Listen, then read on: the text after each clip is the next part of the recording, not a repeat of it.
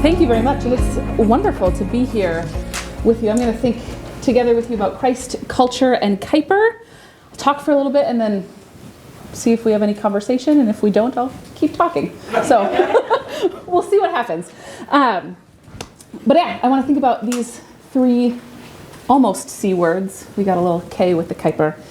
And how we might use some of Kuyper's insights. I left at, of course, a very difficult moment in Kuyper's own history. The good news is, as I briefly alluded to, he comes back with a kind of twofold conversion, first to Orthodox Christianity in general, and then to the Calvinism of his youth in some really interesting ways, including a very persistent young woman named Picha Baltus, who would not shake his hand until he repented.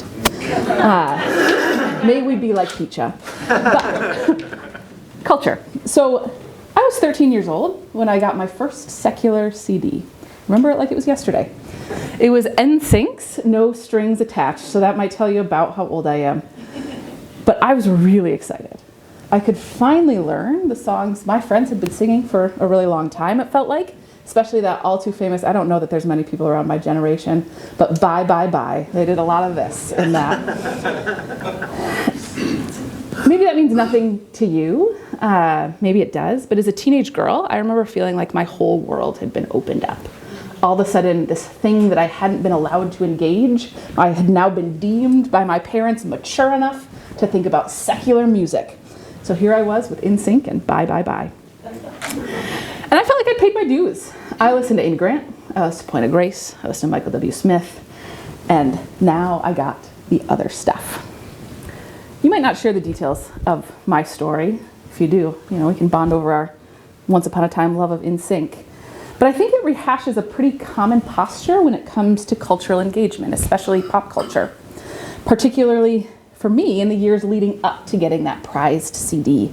It was an us and them posture, or a posture of replacing one kind of culture with another. You have cultural goods out there in CDs, I'll give you a different kind. Us and them. A friend of mine once told me a story that is also related to music that gets at this posture really well. He was a youth pastor, and a young high school student had given his life to Christ. And when he decided he wanted to destroy all of his secular CDs. And of course, this comes in nicely with a long tradition of kind of evangelicals in North America burning their, quote, devil music. And so he wanted to destroy all of them because he had a new life. And so my friend, the youth pastor, a bit conflicted about what was about to happen, but wanted to support him in his new faith vigor, took him to a local bridge and watched him literally throw out all of his CDs into the river below. The youth pastor was, again, really conflicted about this. He called it an act of cultural iconoclasm, tearing down one thing for another. But he also really wanted to honor the desire of this young man's desire to leave everything and follow Christ. And no doubt, we should laud and cultivate that deep passion for following Christ that leads to utter abandon and saying, Christ, my life is yours. But it does raise a central cultural question. Does following Jesus mean abandoning or replacing everything and anything that we once loved? Is it always and everywhere how we ought to relate to culture that simply says no? And that's the question I want to think about with you today. How do we make sense of culture? How do we navigate our modern society, including the challenges and opportunities that we might face? And to do that, we'll use Kuyper. Kuyper is well known. I let you in on some of the lesser well-known parts of Kuyper earlier this morning. He's well known for a central quote. Anyone know it? It has to do with every inch of the world Christ claims is mine. That's right. So this famous quote that people think he gave in the Stone Lectures, which is what this book is about, you can really tell people the truth of the origin story of this quote and tell them it was not in the Stone Lectures. It was in his inaugural address at the Free University in Amsterdam. But he gave this famous quote: "There's not one square inch in the whole domain of human existence over which Christ, who is Lord over all, does not exclaim, mine." And so in that, you really get Kuyper's cultural view encapsulated. Christ's rule over all the spheres, with a firm accent on all the spheres, highlights his claim that Christianity is not just about prayer, church, daily devotions, but it's a holistic religion that lays claim on every discipline, from art and astronomy, to politics and philosophy, all of the disciplines that would be taught at the Free University. Christ rules over all of them. It certainly got at Kuyper's view of the university, but it also got his view of culture and how he lived, really, his own life. He was this man of deep ambition, man of great accomplishment, and he understood himself as a follower of Christ, again, in every sphere. There's a thinker in his line named Gordon Spikeman who comes along later that really encapsulates this well when he says, nothing matters but the kingdom. But because of the kingdom, everything matters. So nothing matters but Christ. But because of Christ, everything matters. That gives Kuyper a very unique and I think holistic sense of cultural engagement. And I want to get into the bit of the weeds about this kind of cultural engagement in a bit, but first I want to talk about culture so we know kind of what we're engaging. And for some of you this may feel old hat, for some of you maybe not, so bear with me for just a couple minutes. One theologian, his name is Brian Walsh, he is Canadian. Looks like you might know him. Wonderful. He has this wonderful line, culture is not optional. And that's not often how we think about things, at least in the circles that I travel in, or in the anecdotes I shared earlier. Often, when we think about culture, we think about it as the culture. This definite article, the, signals the fact that for many, culture is broadly synonymous with the world. And what are we in a posture with the world? At war. The culture, I can choose to engage it or not, and primarily I'm going to be antagonistic. But that view not only takes a particular view of a posture towards culture, it also takes a particular view of what culture is. That it's this thing out there. It might be a trend, it might be kind of high culture, it might be an idea, a value, a proposition, it might be something, some idea or worldview of society, of political culture. No matter what, it's out there. It's something that is out there and we are not out there. And so because it is out there, it's something we can either engage with or not engage with. We could opt out of it if it's out there. And no doubt all of these things are a part of culture. Pop culture, political culture, icons, issues, all of these things. But they're not the totality of culture. Andy Crouch argues that culture is more than any of these things alone. Rather than these segmented partial definitions, when we think of culture, we think of pop culture or political culture, etc. Crouch gives us a more fulsome definition. I have it up here. He says it's what we make of the world, the name for our relentless, restless human effort to take the world as it's been given to us and make something else. This is the original insight of the writer of Genesis when he says that human beings were made in God's image. Just like the original creator, we are creators. In other words, this view of culture is all-encompassing. It's anything we produce when we interact with each other or the world, with any part of God's creation. Cultivating the ground, like we read about very literally in Genesis, but also producing artifacts, building institutions, forming worldviews. And if that's what it is, we not only produce culture, we're shaped by culture. We can't just opt out, we're already in. Culture, like Walsh says, is not optional. I think it's tempting to think of culture as something that's just harmful and contrary to the gospel, and something we can opt out of. But I don't think that's desirable. I don't think it's also possible. Culture making, culture inhabiting, even culture engaging is part of our very creatureliness. It's part of what it means to be a human being created in God's image on God's good earth. God commanded us way back in Genesis to be fruitful, multiply, and fill the earth. Something theologians call the cultural mandate, those three claims. And if that's true, because we are creatures created to do this, we don't have the option to opt out. Instead, we have the option, or not the option, the call to faithfully disciple our cultural engagement. Because we will engage culture, the question is how. So we are called to faithfully disciple our cultural engagement according to God's design and way. We can keep and fill, make and till in ways that are oriented towards God's will and way, or in ways that are against. For Kuyper, this non-optional Walshian view of cultural engagement was clear and theologically rooted. It was rooted in God's sovereignty. And he argued that God's sovereignty demands a particular, maybe even peculiar form of cultural engagement. Here's our friend Kuyper writing very seriously, and here's what he says. If God is sovereign, and of course, for that if, Kuyper answers, he is, then his lordship must extend over all of life. It cannot be restricted to the walls of the church or within the Christian orbit. The non-Christian world has not been handed over to Satan, nor surrendered to fallen humanity, nor consigned to fate. God's sovereignty is great and all-dominating in the life of that unbaptized world as well. Therefore, Christ's church on earth and God's children cannot simply retreat from this life. If the believer's God is at work in the world, then in this world the believer's hand must take hold of the plow, and in the name of the Lord must be glorified in that activity as well. In this view, rooted again in a robust sense of God's sovereignty over all of creation, not just his church, of course including his church, but everything else as well, Kuyper also gives us not only a view of culture, but a view of two theological terms that we might call grace and nature. And the church hasn't seen eye to eye on how these two things relate, grace and nature. While all Christians, in one way or another, affirm the need to faithfully steward God's good gifts, we don't all have the same sense of how God's grace relates to the very stuff of the world.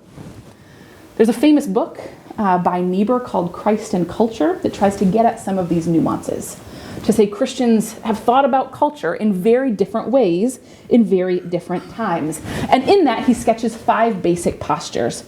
Christ above culture, Christ transforming culture, Christ against culture, Christ alongside culture, and I forgot one, but there is another one as well. I don't remember all that I've said, but there are 5 views. And some of them are kind of pitted against one another, right? Christ is against culture in one, Christ is above culture in another, Christ is transforming alongside. There's all of these different views. And underneath them is a central theological dispute. Again, the difference between grace and nature. And for that, we can identify, and here I'm drawing on our friend Herman Bavinck, to identify 4 main ways the Christian tradition has seen grace and nature. When I'm talking about nature, I mean the culture, society, family, art, the diverse phenomenon of our physical cosmos. And then grace, our faith, salvation, redemption, the kingdom of God, the transformation we have received in Christ. The central question then is, how do these two relate? Do they relate at all? Within Christian history, we have at least 4 dominant options. One argues that grace is against nature. You often see something like this within the Anabaptist tradition, taking very seriously Christ's words that when he says, "My kingdom is not of this world." Bavinck says, then, here's how he describes it: the spiritual order thrusts aside the entire natural order.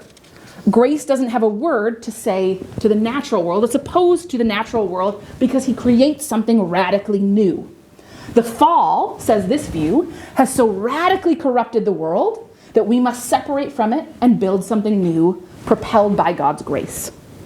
The second view, which is most often ascribed to the Catholic tradition, is grace above nature. This view says that which is natural is not sinful, but it is that which constitutionally does not attain the supernatural. So this one says the natural stuff's not bad, but it's incomplete. What God's grace does is perfect what was already here. New life in Christ isn't opposed to nature, but it adds to it. It brings it up to a higher level.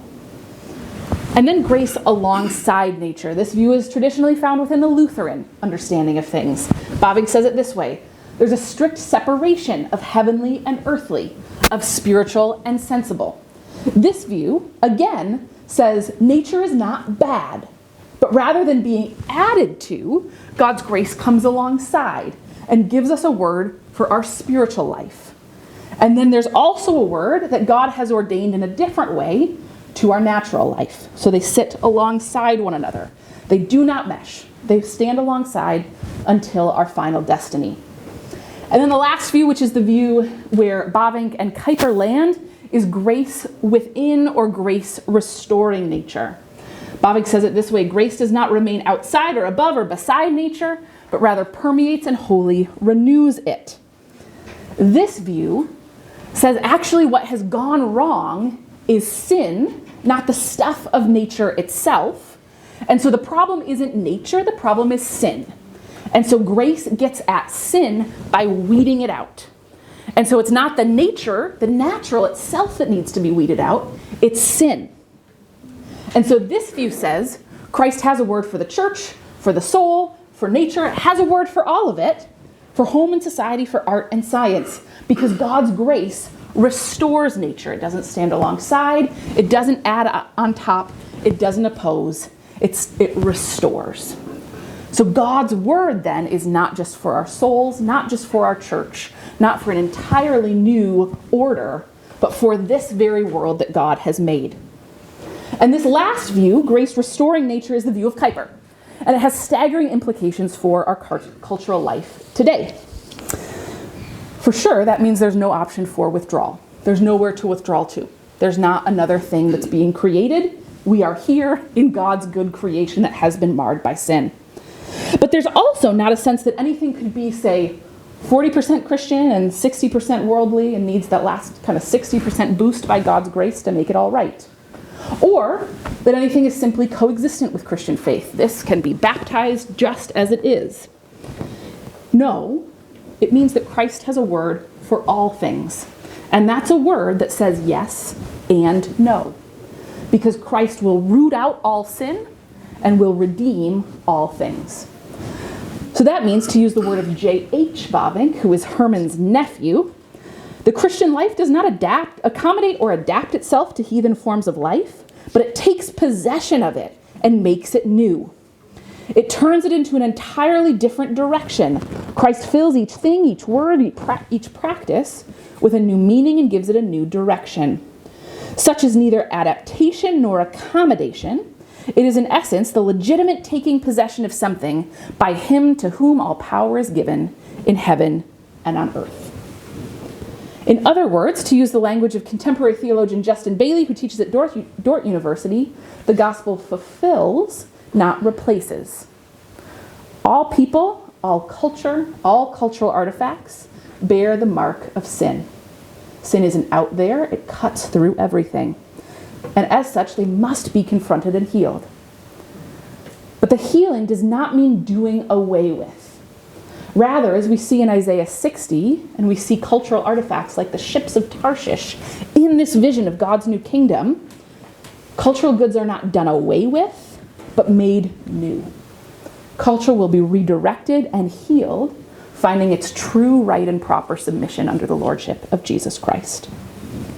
That's not a story of withdrawal. It's not a story of addition. It's not a story of standing alongside, but it's a story of reorientation and homecoming. For such a robust view of cultural engagement that's not replacing or accommodating, if we take something like a simple example of music, becoming a Christian doesn't mean that we simply throw out all our CDs. Or, today we don't really use CDs, so we throw out our playlist. Don't really throw it out, press delete. It's very easy now. Press delete on that playlist. And it also doesn't mean that we simply assume everything that we've listened to is good, right, and true and needs no further kind of discernment. One would be replacement, one would be accommodation. Rather, we have to do something harder, and I think better. The good and hard work of discerning what is true and what is twisted. The good and hard work of discerning where the gospel says yes and where the gospel says no to any and every cultural artifact. Although in some cases that yes may be very loud, in some cases that no may be very loud. For this posture, that's not withdrawal, that's not accommodation, but it's a reorientation, a discernment of what is yes and what is no. We need a couple of theological tools. Kuyper gives us many. He starts with God's sovereignty. I don't think you can see those words at all, but the white stuff says God's sovereignty. And for him, that's the central point. That's the whole thing, is God's sovereignty.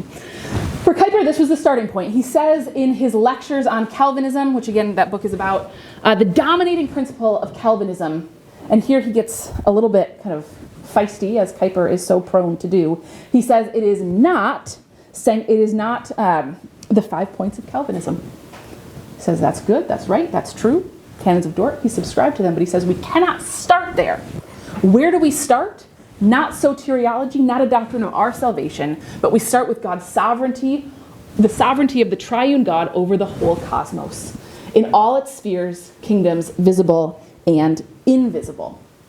So he says absolutely, this sovereignty means a whole bunch of things about our salvation, about our cultural engagement, about everything. But we must start with the fact that God is sovereign over everything. And because of that, that's why he can famously declare that there's no square inch that Christ does not say mine. God is sovereign over everything. So then, cultural engagement does not start with salvation, though that is, of course, of central importance to him. It begins with creation, because that's where cultural activity starts. Christ's work is not one of just, here's everything brand new, but it's one of restoration. Remember, for him, grace restores nature.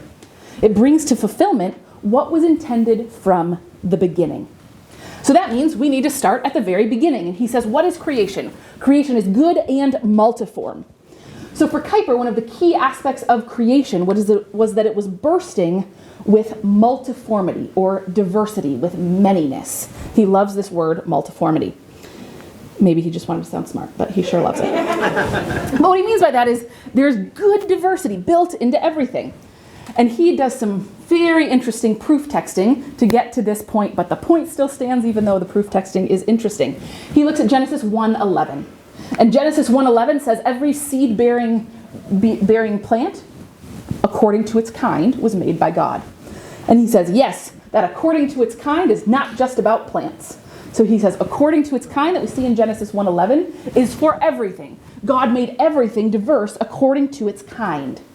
And that for him is important in two ways. One, God has built diversity into his world. Two, God has normed that diversity. So this isn't just any kind of diversity. This is God's good, normed, and structured diversity. So diversity, he says, is built into the very pattern of creation. And so our job is not to create diversity, but to discover it, and then cultivate it in line with God's order. All of this, from human endeavors to astronomical orbits, is directed and designed by God and ought submit to God. And some of these things, this normed diversity, is very easily seen, even now after the fall. We can see that there are ordinances and structures God has built into creation. Even after the fall, we see a diversity of species. We see that liquids, for example, continue to turn to gas at predictable temperatures. All of these things still happen as God designed.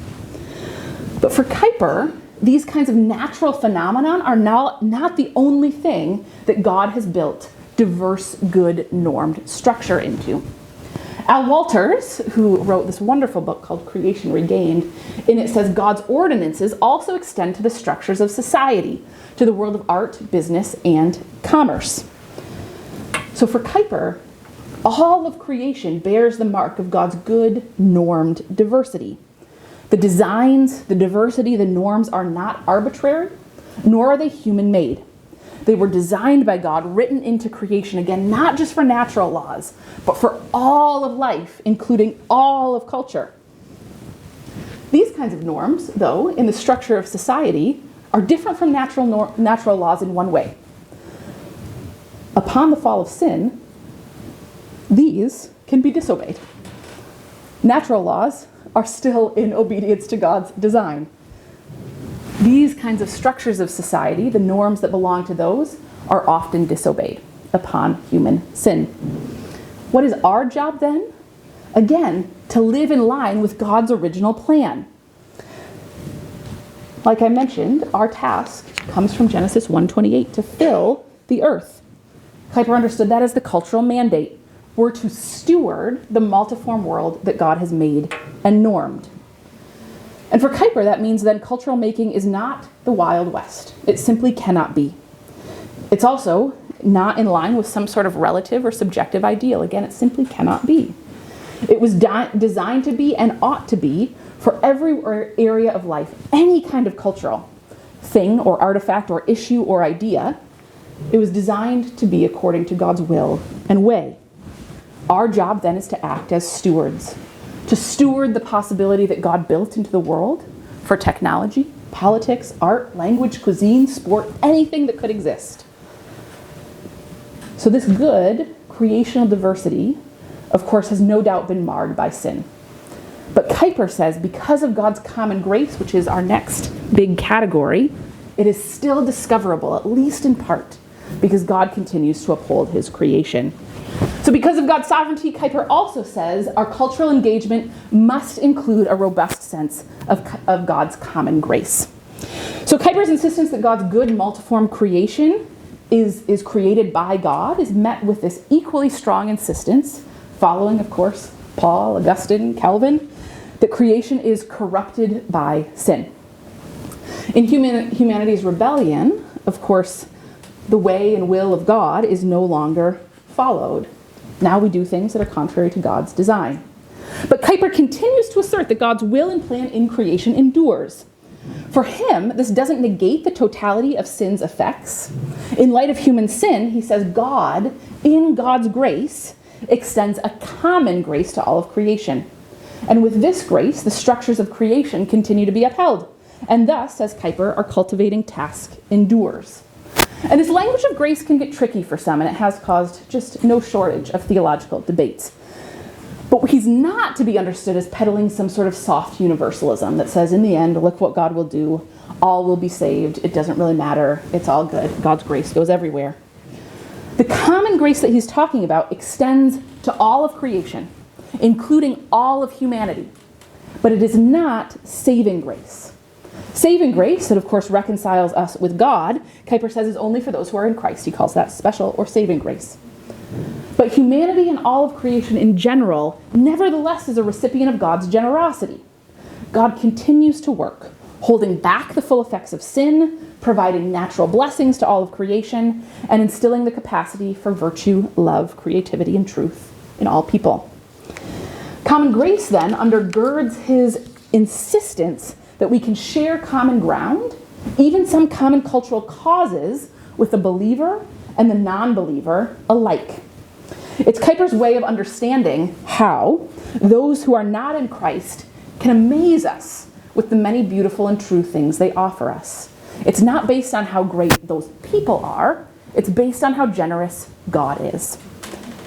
It also then allows us to understand, as Neil Plantinga so nicely puts it, why worldly people are often much better than we expect, and why church people are often much worse. Holding together sin and common grace is how we can understand that. And because of this commitment, then Christ's followers can enter into robust dialogues, common projects, pursuit of some common societal and cultural life with those for whom we have deep differences.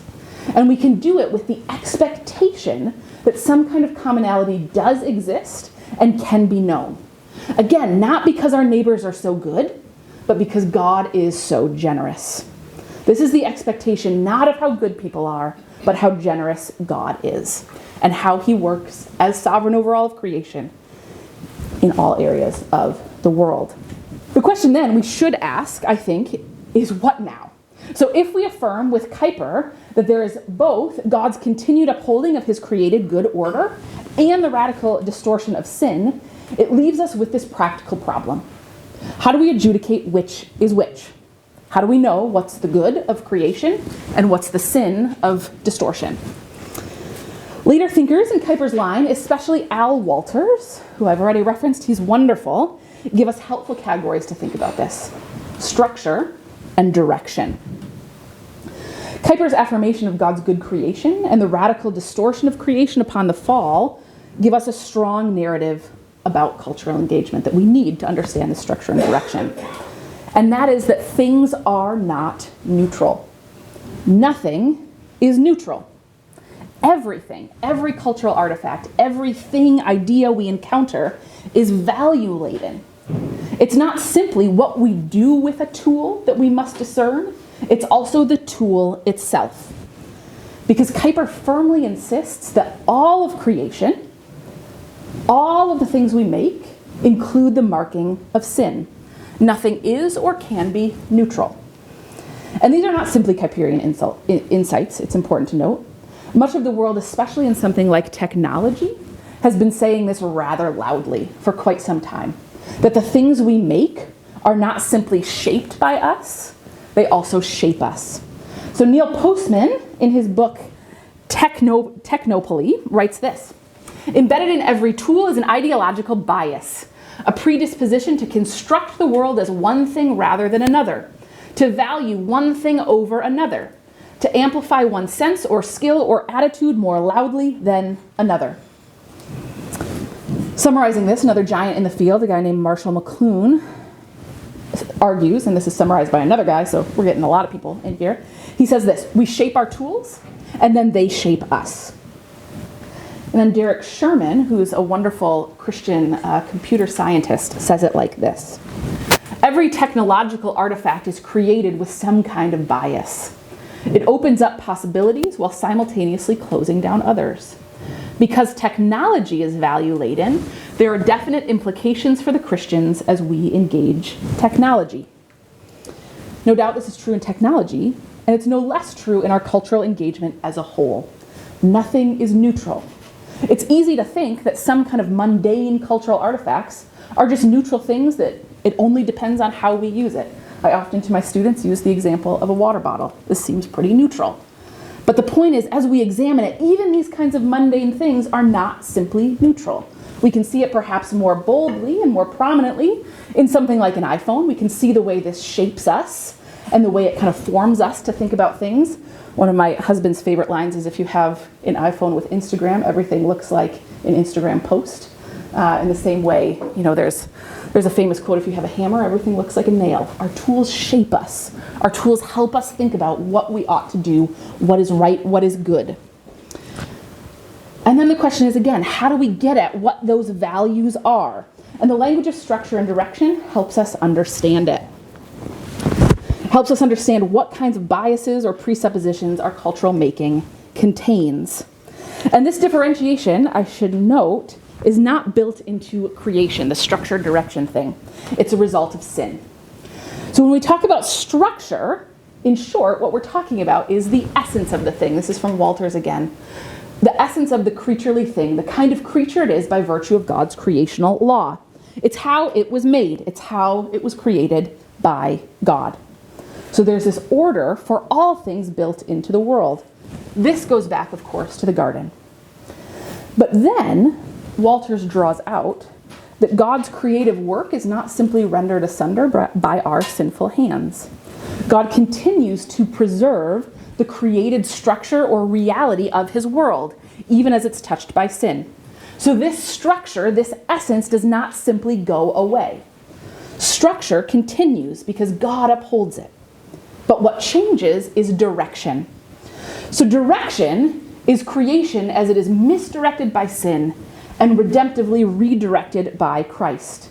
And again, this is not just about people. We can see how it applies to people. There are some who follow Christ, some who do not. Some are directed towards God's will and way for their life and their alignment, some who are not. But this is about everything. Everything has a direction. Everything bears the mark of sin, misdirection, and everything can be redeemed in Christ. Another way of saying this is everything has a religious bent, either toward or away from God. We were talking about Evan Runner earlier, right before this, and he mentioned that all of life is religion. But what he doesn't mean by that is all of life is Christian or Buddhist or Hindu. What he means is that all of life, everyone's actions, thoughts, products, etc., is a response to God and to his ordering. It might be a right response. It might be a wrong response. But as we are people who always live before the face of God, it is some kind of response. And because of that, he contended again, nothing is neutral. Everything is value-laden, every cultural artifact. So one of our central tasks then, as we think about culture, is to discern not only the thing itself, but the values inherent and implicit in that thing. And here, Sherman again offers a profound example as he engages technology. The task is not simply to understand the tool in front of you, to understand the iPhone or the computer, how it works, etc., but to understand how it fits into the biblical story, how it's part of God's creative call, and thus how it continues to be part of God's design, how it's twisted by the fall, and how it will be redeemed in Christ. He uses a particular egregious cultural artifact, porn, to make his point. He says this: It may sound paradoxical, but even something like internet pornography is only possible because of God's good creation. He created the possibility for computer technology as well as human sexuality. But internet pornography takes these good creational gifts, technology, sexuality, and distorts and perverts them in a way they were never intended to be.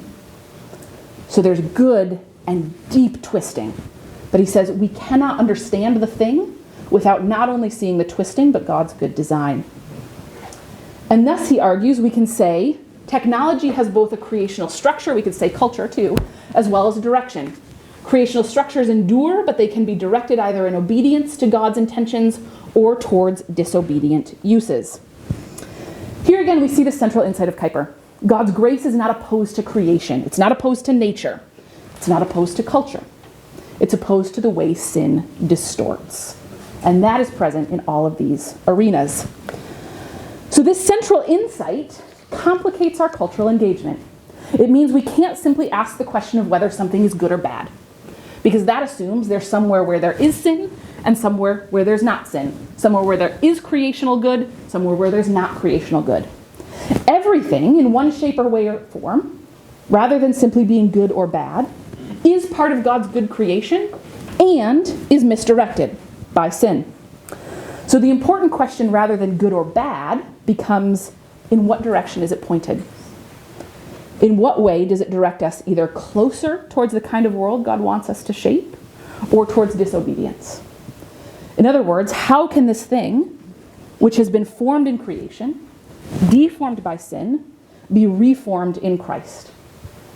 In other words, how do we say a creational yes to the artifact and a no to sin's distortion? One of the central lines for Kuyper, given this and his driving questions for social and cultural engagement, was reformation, not revolution. So Kuyper founded this party called the Anti-Revolutionary Party in 1879. And this party takes that posture, reformation, not revolution. And this is how Bavinck, if you want to know what Bavinck looks like, there's a nice sketch. We've been talking about him a while. But this is how Bavinck says reformers act. He says reformers go into new situations in state and society, philosophy and science, of literature and art, profession and business. They investigate everything and preserve the good.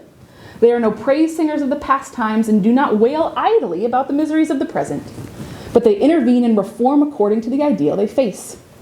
Even though they know that on earth things will never be set right before the second coming of Christ, and though this protects them from superficial optimism, they still work and do not get tired and never despair.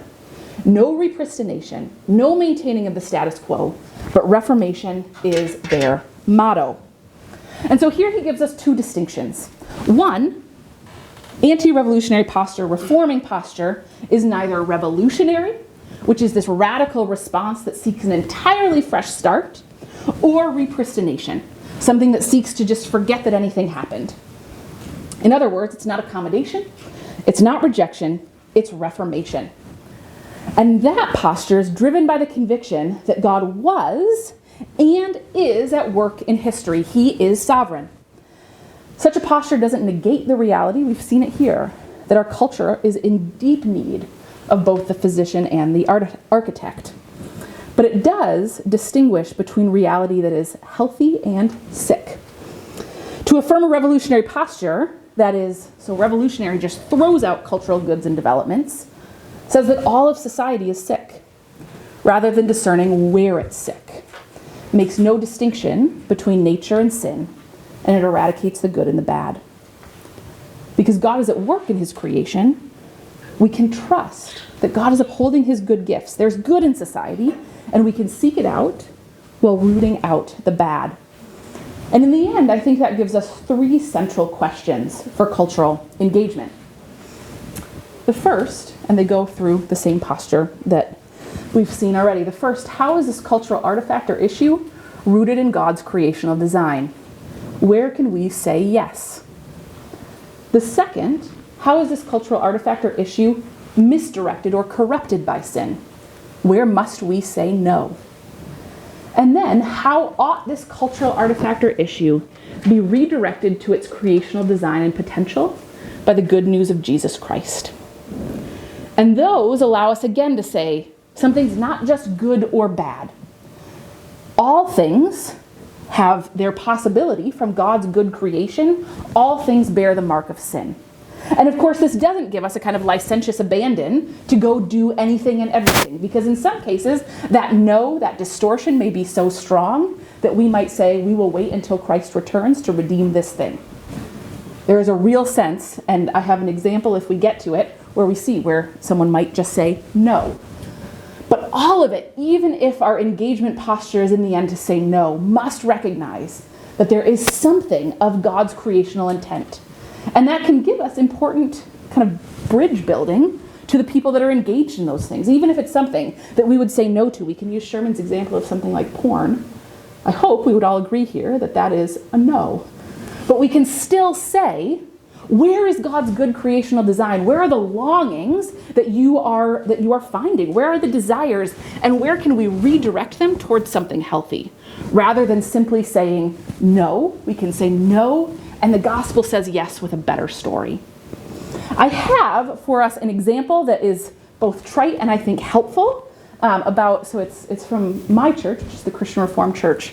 In the 80s, it had a study committee on dance, of all things, and used very similar questions to these to think through how should we think about this charged cultural reality, because back in that day, in at least my church circles, dance was really intense, so much so that my mother had to go to parties with music rather than dancing, because dancing was not allowed.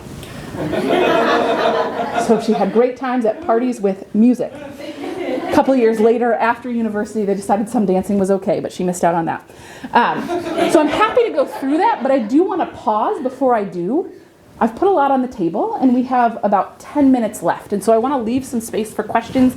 I'm happy to go through that to kind of give you a tangible example of what this might look like, but I want to make sure if there are questions, we have room for them. I'm interested in how Kuyper, because I don't know anything about it before today, how he reformed his deconstructions. Yeah, so two main things happened to him. So he left Leiden, and he went on. So first, he read a novel called The Heir of Radcliffe. And if you've read that novel, which I imagine none of you have, it's incredibly obscure, it wouldn't be immediately obvious why that would bring him back to faith. But for Kuyper, that was a deeply convicting novel for him that made him say, I've really turned this all about me, and I need to submit to God who is Lord over all.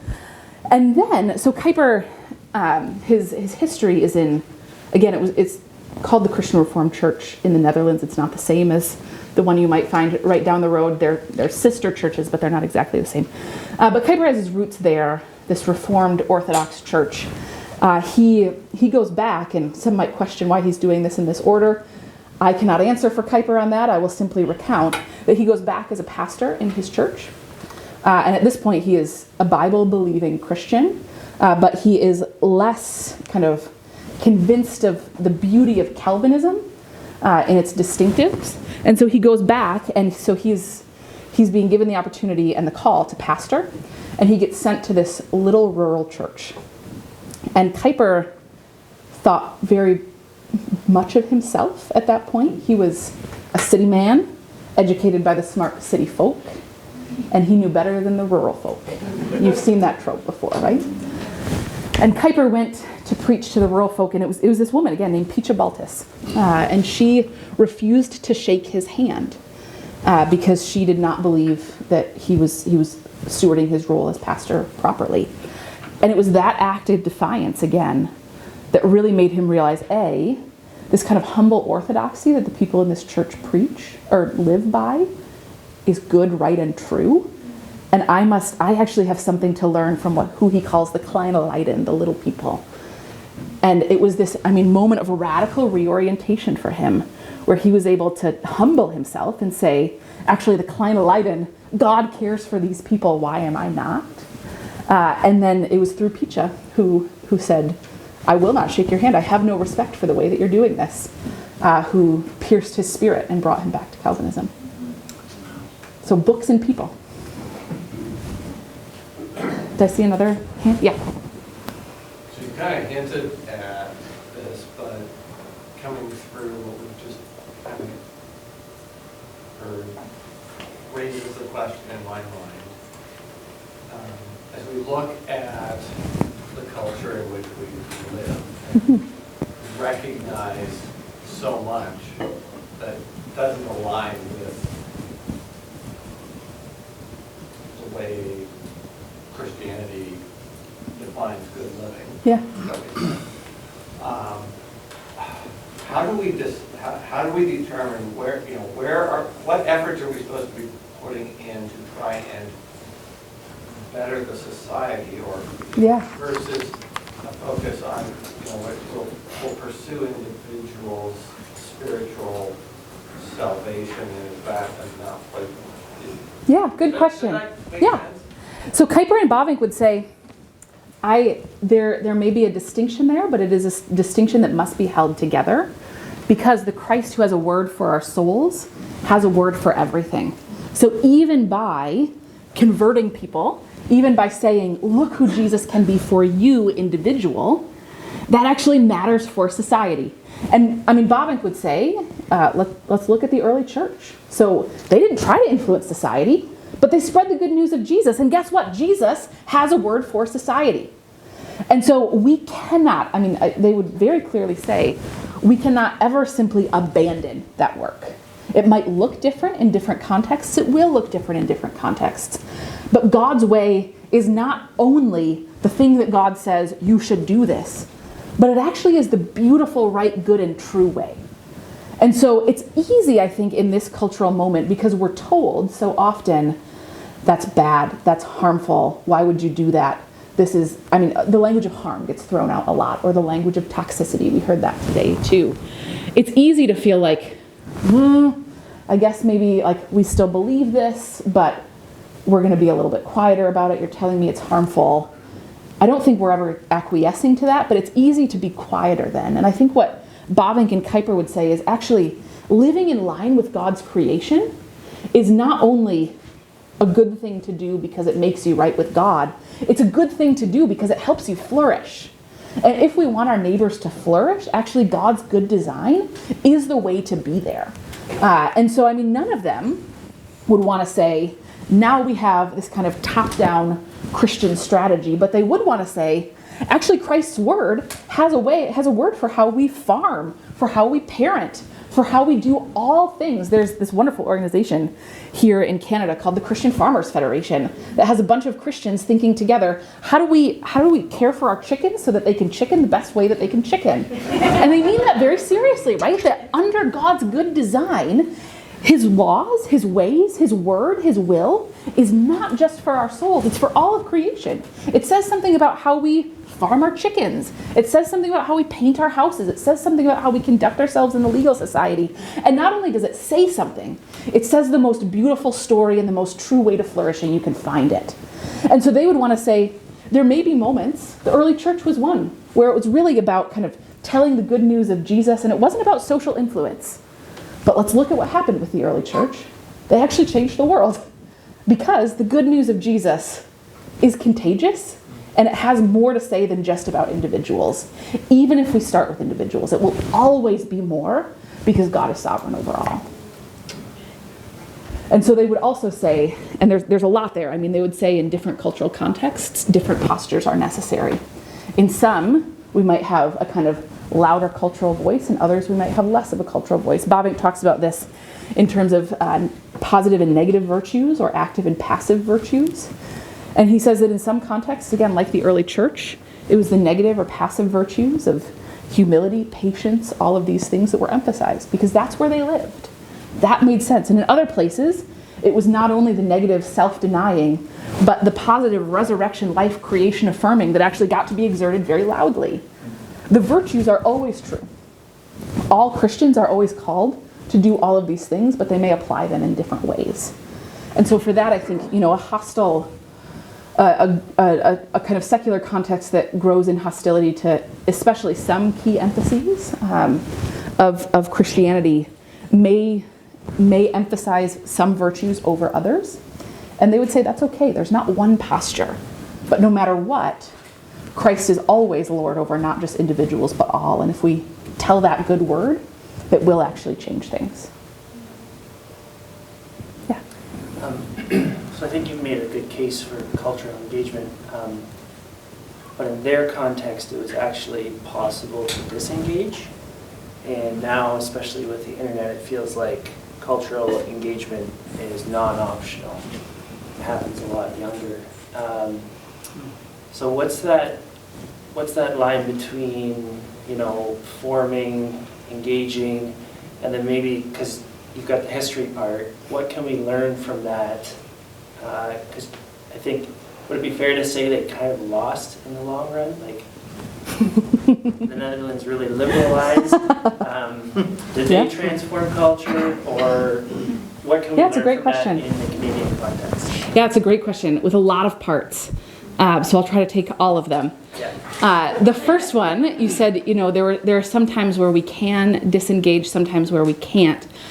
I want to push back on that a little bit, because culture as a whole, I don't actually believe we could ever disengage. I forgot your definition. But certain cultural artifacts, absolutely we can. And I'll give you a personal anecdote. So I have a child. He doesn't know TV exists. Okay. And so, that is a non-engagement in something, but he also readily engages in much, right? And so I do think by saying culture is not optional, I don't want to give us the sense that everything we must do with licentious abandon, right? That certainly says, we cannot live a life that simply says we will not engage in culture, because making culture is part of what it means to be human. But we must live a life of salt and light where there are some cultural artifacts that, given these questions, we might say not ever or not now. My parents did that with CiC, and I didn't like it back then, but I'm grateful for it now. You take what you will with that for your children and grandchildren. But saying culture is not optional doesn't mean some cultural artifacts are optional.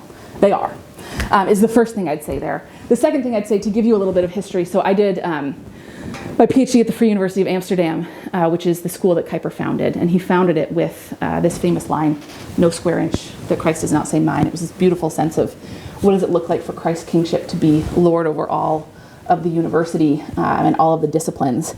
And when I was defending my PhD, my parents came, which was lovely, and the Free University almost brought my mother to tears because I was showing her around the Faculty of Religion and Theology, which is where I did my work. And there was this big kind of painted sign, I don't know the exact words of it anymore, but it has something about like truth is relative. And my dear mother, who is a wonderful Kuyperian woman, was like, what has happened? Which is, I think, where your question is in part. Not only the Free University, but the Netherlands. And one of the things we should say historically is Kuyper was not in power for long. The anti-revolutionary power was not in political power for very long, and Kuyper was a super contested leader and a minority leader. So he won by coalition, not because the anti-revolutionary party had this like huge cultural impact. And when he was leader, you should read some stories about how him and the Queen got on or didn't, which is more the case. But I think it's a misnomer, and I'm not saying you're saying this, but I've heard it before, to say, well, they couldn't change the Netherlands, so these things don't work. Because the truth is, they were never in robust cultural power. But even though they didn't, the Netherlands is incredibly secularized. Farther on some of these really intense and difficult questions than even Canada is, something like physician-assisted death, for example. They've long trod the path that we are now trotting in terrible ways. Put my cards right there on the table. I would imagine many of us, if not all of us, agree with that. But we can also see, the Netherlands does have, alongside all of these things, they have kind of a plurality of school systems where they have public, so to speak, which is to say publicly funded schools that are secular, that are Muslim, that are Christian. There's some kinds of imprints of this kind of robust pluralism that do exist, and I don't think we should take that for granted. There's something wonderful about the fact that there are Christian schools aplenty, there are Christian newspapers aplenty. Whether or not you agree with everything they're teaching and writing in there is another question, but there are some of these marks of a robust pluralistic society that Kuyper was really on about. We haven't really gotten to that part of Kuyper when it comes to his social kind of understanding of plurality. But Kuyper certainly did not impose a kind of Christian top-down thing. He gave a space for what Jim Skillen calls principled pluralism, where everyone brings, given the fact that we live in light of the eschaton, not after the eschaton, everyone brings the robust kind of convictions that they have, religious convictions, to the table. And Kuyper made space for there still to be room for Christian religious convictions at the table, and that is still there. So I wouldn't want to say it's just a totally lost situation. No. I don't think you said that. No, sorry, I didn't want to criticize. I just was more, how can we learn from history? Yeah, wonderful. Because we're sort of 100 years later. Yeah, so a couple of things I would say there. Kuyper's project was not a full success. We've already heard me say that. But it did have some successes. And one of the things that I think Bavinck and Kuyper are really good at is this sense that there can be common ground.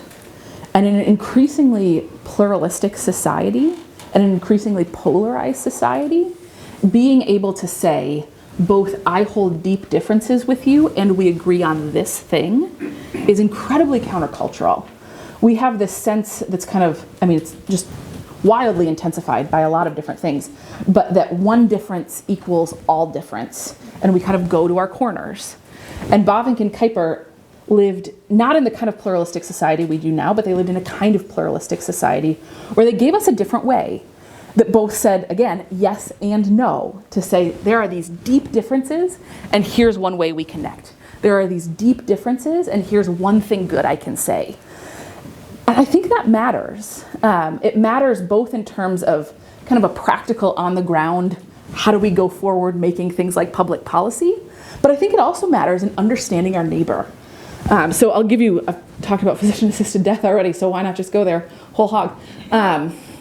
There's this new book, it's by a doctor named Ewan Gallagher who works at the University of Toronto. And he looks at this case, and unsurprisingly, he's a Christian doctor who says, we must not do this. We must not give in to this. There is so much pressure. We must not do this. But then he refuses the kind of easy dichotomy that we often hear of Christians value life, you do not. And instead what he says is, how can I understand knowing that in everything, even as twisted as it is, there is something of God's goodness, there is something of God's design. Where can I find it? And he does really hard work to say, you see value differently, but you value value. And now I'm going to define how I see value and you see value, instead of simply saying, I value human life, you do not. He says, we actually value two different things about human life. And then let me show you how my story is better.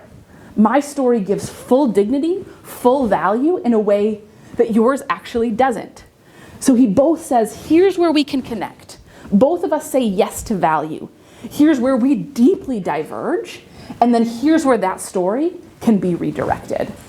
I think that actually really matters, both in terms of understanding our neighbor. I think we could bring that back to the commandments. What does it look like to not bear false witness? How do I understand you on your best terms? And then understanding someone on their best terms, I think we can see something of God's creational design. In this moment, we might see a lot of misdirection and corruption, but seeing the creational design allows us to say, how would this be, even subversively, in a really transformative way, be redirected towards God? We are short on time, so I'm going to wrap things up. Is that okay? Yeah. Oh, yeah. Don't want to